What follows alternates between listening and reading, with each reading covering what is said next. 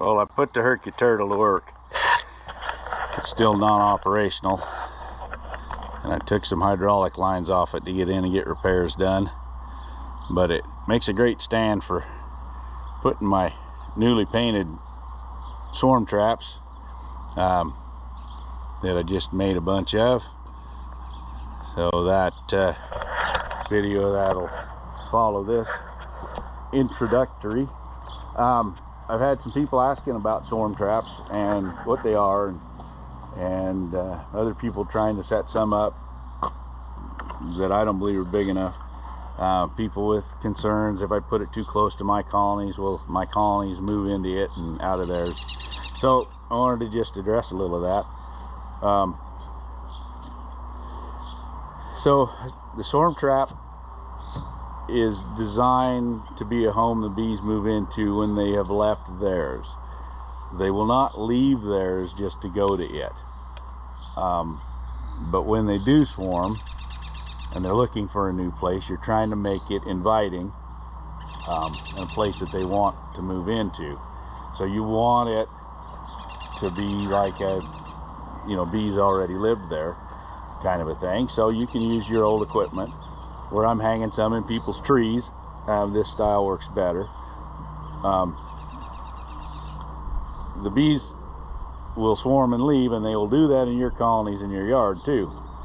So having one close to home for the bees to move in, if your swarm you catch your own in a box, is a lot handier than have to go out and catch them in a tree. So yes, you can have them. I've had swarm boxes sitting right on top of colonies before that caught bees, so they can be really close. So what I've built is the height of a double deep.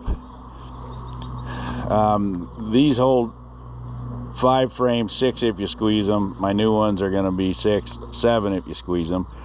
Rodney, South Carolina, likes 8 frame equipment. They get quite a few swarms and some bigger swarms. There are swarms I've caught that will turn away from these because they're too big to fit in it. So, but if I get it so big I can't take it off a tree, it can be a problem too. So in the box, we want it to smell like bees. So we want old, nasty old dirty comb. Stuff they're going to come in and clean up. When they move into this, they're ready to build new comb. Now this has got extra drawn comb because I was looking for the other stuff and couldn't find it when I needed it. So I like to have, one nasty drawn comb, some just open empty frames, and a little bit of foundation.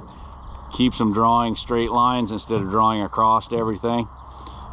Which is okay, you still got them, it's just a lot more work to get them out of there. And then you only hang the frames in the top, so the bottom is completely empty. So when they come in, they say, oh wow, we've got some stuff to start with that somebody left us here, and we got all this room underneath to grow, because they just left a place that was too tight. So when you try to set up a nuke box, 5 frame nuke as a swarm trap, and I did it my first year, I watched them leave it. They went to it, it smelled right, but when they got there they wouldn't fit. So off they went, flew off over across the neighbor's place. It's just not enough room. I've got some places I'm going to set up regular 10 frame double deep with just frames in the top, because I caught a swarm there that was so big I couldn't get it in a double deep. So you want to give them space. Now you can get these set up out in the country, wherever you can find a location, people will let you put one.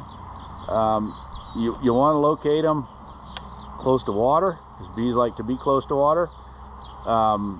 You want them up in the air a little bit. I was putting mine a lot higher last year than I'm doing them this year. It just gets dangerous dragging them down off of there when they're full.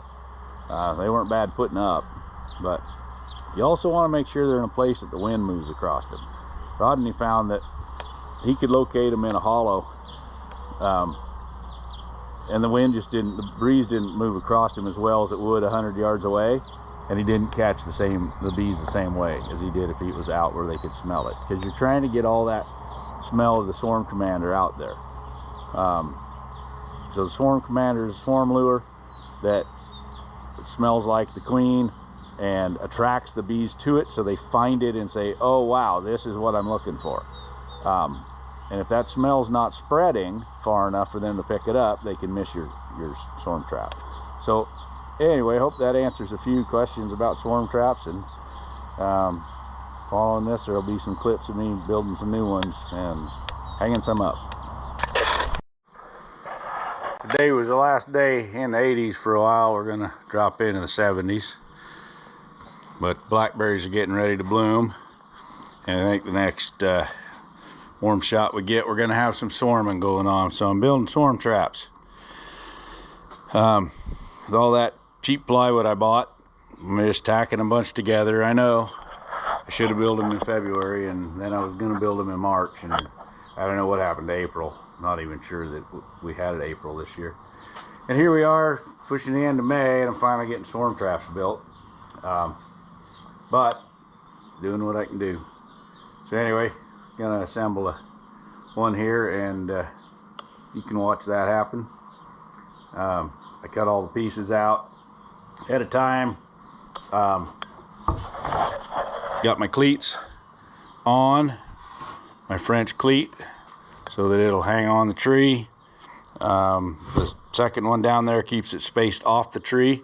That allows me to put a telescopic lid over the top of it, so it stays up good. And I need to screw those in from the inside. So as I found on the first one I built, it's very hard to do after the box is together.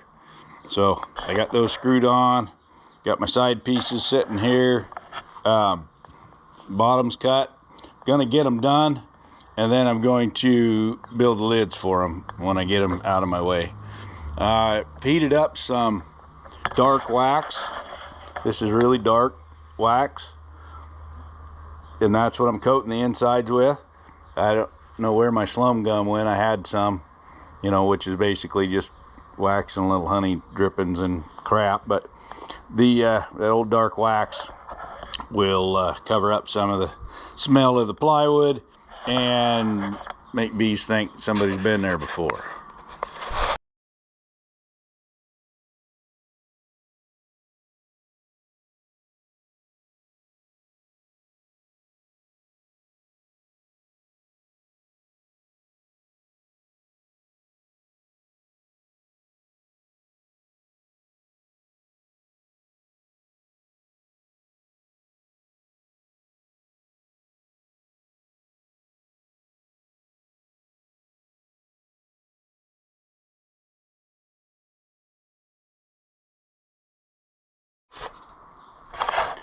So I don't know if you guys are interested or not, but my dimensions on these,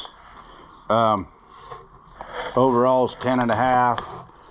My front is 9.5 with 1/2 inch sides, 3/4 inch front and back, and then running about 22.5 tall, so it's about the depth of a double deep. And I only put frames in the top. Try to put in, you know, some little bit of foundation, because they like to draw some just open frames. I try to get them wired. Sometimes I don't. And an old brood frame, the little landing board here, I will come back and drill a hole here, and then I build a little flipper that I can flip down when I take it down. And it works pretty slick. I try to alternate the directions I stick the bottoms when I assemble them, so I have some that point one direction and some another. On certain trees it matters which direction they point, because you've got, you know, maybe a nice straight trunk on one side that you can hang it on, but the other side doesn't, so you can't turn it. And I like to have the entrance facing out into an open area, so I can see it. And that's what they seem to like too, is to be pointed out where it's open. So anyway, I'm going to go ahead and finish assembling some of these, maybe get a little paint on them tonight. So I've started painting, and not sure if you guys can see there's a difference in these boxes. So inevitably, when you're going as fast as I was going, you just watched me at normal speed assembling a box. I ended up with this back upside down. So this is the bottom of the box. Cleats designed to let it hang the way it's hanging now. It's not the first time I've done this, so I have a solution.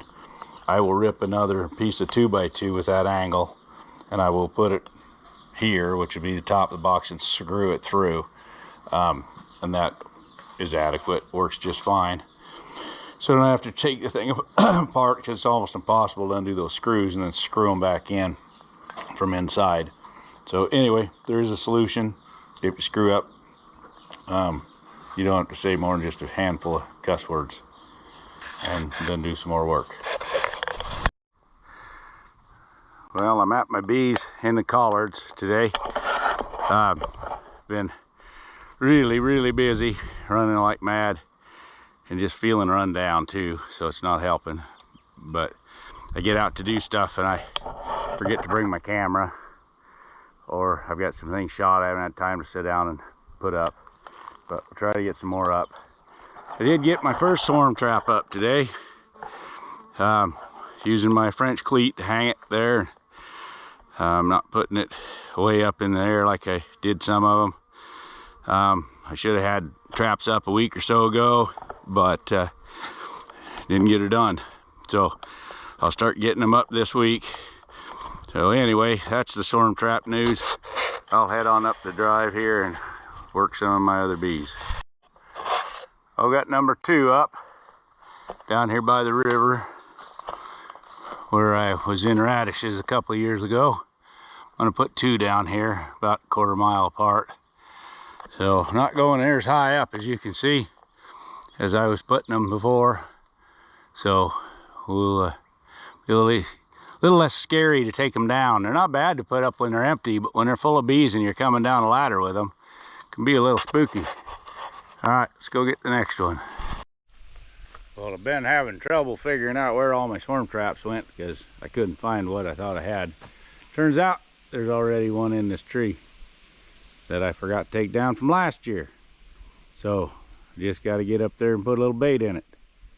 Cool. I know I got 2 other ones out that I knew I left out, but I didn't remember this one was still out. Well, here's another one that was up all winter. So those cleats seem to work pretty good. I'd worry about the straps rotting out eventually, but the landowner came through here and mowed it all. This was hawthorn thicket, and it poked the heck out of you trying to get into the tree, but now it's all clear. That's kind of nice. So we'll get up there, bait that one up, and that'll be number 4 in the air.